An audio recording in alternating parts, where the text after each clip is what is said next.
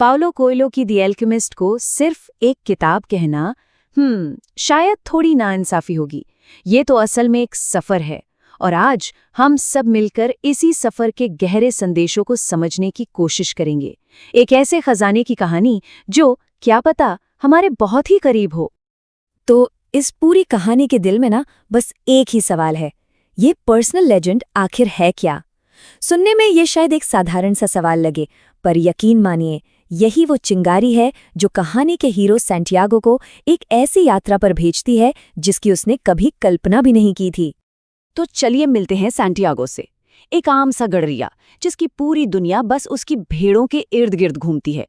लेकिन उसकी रातों में एक सपना है जो बार बार आता है, उसे परेशान करता है। सपना मिस्र के पिरामिड के पास दबे एक रहस्यमयी खजाने का। अब सवाल ये है कि क्या ये सिर्फ एक सपना है या उससे कहीं ज्यादा। अपने इसी सपने का मतलब ढूंढते ढूंढते सैंटियागो की मुलाकात होती है एक रहस्यमयी बूढ़े आदमी से, जो खुद को एक राजा बताता है। और सुनिए, ये कोई मामूली राजा नहीं है, ये एक ऐसा गाइड है, एक ऐसा मेंटोर जो सैंटियागो को एक ऐसा आइडिया समझाता है जो उसकी पूरी की पूरी जिंदगी बदलने वाला है। और यहीं पर हमें इस किताब का सबसे ज़रूरी, सबसे अहम कॉन्सेप्ट मिलता है, वो है पर्सनल लेजेंड। राजा उसे समझाता है कि ये हर इंसान का सच्चा मकसद है, वो रास्ता जिस पर चलने के लिए ही उसका जन्म हुआ है। मतलब आप कह सकते हैं कि ये किसी का असली भाग्य, उसकी असली डेस्टिनी है। और फिर राजा उसे एक वादा करता है, एक ऐसा सिद्धांत जो इस पूरी किताब की, कह लीजिए, आत्मा है। जब आप किसी चीज को पूरी शिद्दत से चाहते हो तो पूरी कायनात उसे आपसे मिलाने की साजिश में लग जाती है। और दोस्तों, ये सिर्फ एक खूबसूरत लाइन नहीं है, ये एक नियम है, एक लॉ है। तो बस इसी वादे के भरोसे सैंटियागो अपनी भेड़ों को बेचकर अपने सफर पर निकल पड़ता है। और उसका पहला पड़ाव रेगिस्तान, एक ऐसी जगह जहां उसे जिंदगी के कई बड़े सबक सीखने हैं। लेकिन एक मिनट, कायनात की मदद का ये मतलब बिल्कुल नहीं है कि रास्ता आसान होने वाला है। नहीं, अफ्रीका पहुंचते ही सैंटियागो के साथ धोखा हो जाता है, उसे लूट लिया जाता है, उसके सारे पैसे चले जाते हैं। ये थी उसकी पहली और बहुत बड़ी परीक्षा। पर वो हार नहीं मानता, बल्कि एक क्रिस्टल की दुकान पर काम करके धैर्य और लगन का अपना पहला सबक सीखता है। अब रेगिस्तान के लंबे सफर में उसकी मुलाकात एक अंग्रेज से होती है। ये अंग्रेज कीमिया यानी एल्केमी का रहस्य कहाँ ढूंढ रहा है? किताबों में। और यहीं पर हमें ज्ञान पाने के दो बिल्कुल अलग रास्ते दिखते हैं। एक तरफ है अंग्रेज का किताबी ज्ञान और दूसरी तरफ सैंटियागो का दुनिया को देखकर, महसूस करके सीखने का तरीका। तो सवाल ये है कि सैंटियागो दुनिया से सीखता कैसे है? इसका जवाब है संकेतों के जरिए। जी हाँ, ओमेन्स।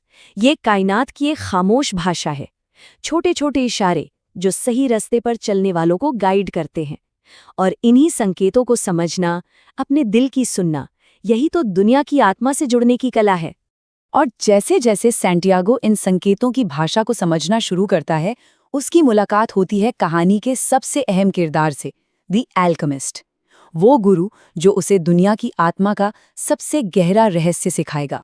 रेगिस्तान के बीचों बीच एक हरे भरे नकलिस्तान में सैंटियागो की मुलाकात होती है एल्केमिस्ट से, एक 200 साल का ज्ञानी जो ये जानता है कि दुनिया की हर चीज एक दूसरे से जुड़ी हुई है। और यही एल्केमिस्ट है जो सैंटियागो का ध्यान सोने चांदी के खजाने से हटाकर असली आध्यात्मिक ज्ञान की तरफ मोड़ता है। एल्केमिस्ट उसे दुनिया की आत्मा या सोल ऑफ द वर्ल्ड का गहरा मतलब समझाता है। ये वो स्पिरिचुअल एनर्जी है जो हर जिंदा और बेजान चीज को आपस में जोड़ती है। अरे, इसी शक्ति से तो वो सारे संकेत पैदा होते हैं, और यही शक्ति है जो किसी के पर्सनल लेजेंड को पूरा करने में उसकी मदद करती है। तो फिर ये जो एल्केमी है, इसका असली मतलब क्या है? क्या ये सिर्फ किसी धातु को सोने में बदलना है? नहीं, एल्केमिस्ट सिखाता है कि सबसे बड़ी कीमिया, सबसे बड़ी एल्केमी खुद को बदलना है। कैसे? अपने दिल की सुनकर, डर पर काबू पाकर, आज में यानी प्रेजेंट में जीकर, और खुद का एक बेहतर वर्जन बनकर। असल सोना तो यही है। इन सारे सबकों को सीखने के बाद अब सैंटियागो अपनी यात्रा के आखिरी पड़ाव के लिए तैयार है। वो जगह जहां उसे खजाने का असली मतलब पता चलने वाला है। सालों का सफर, अनगिनत मुश्किलें और आखिरकार सैंटियागो मिस्र के पिरामिड तक पहुंच ही जाता है। वो ठीक उसी जगह खुदाई करता है जो उसने सपने में देखी थी, पर उसे कुछ नहीं मिलता, कुछ भी नहीं। तो क्या ये सब एक धोखा था? क्या उसकी पूरी यात्रा बेकार गई? और तभी कहानी में एक जबरदस्त मोड़ आता है। कुछ लुटेरे उस पर हमला करते हैं और उनका लीडर मजाक मजाक में उसे बताता है कि उसे भी एक सपना आया था। कहाँ का सपना? स्पेन के एक पुराने टूटे फूटे चर्च के पास दबे खजाने का सपना। अरे, ये तो वही चर्च है जहां से सैंटियागो की यात्रा शुरू हुई थी। तो देखिए, स्पेन में सपना देखा, टंगेर में विश्वास की परीक्षा हुई, नखलिस्तान में उसे प्यार मिला और पिरामिड पर आकर सच्चाई का पता चला।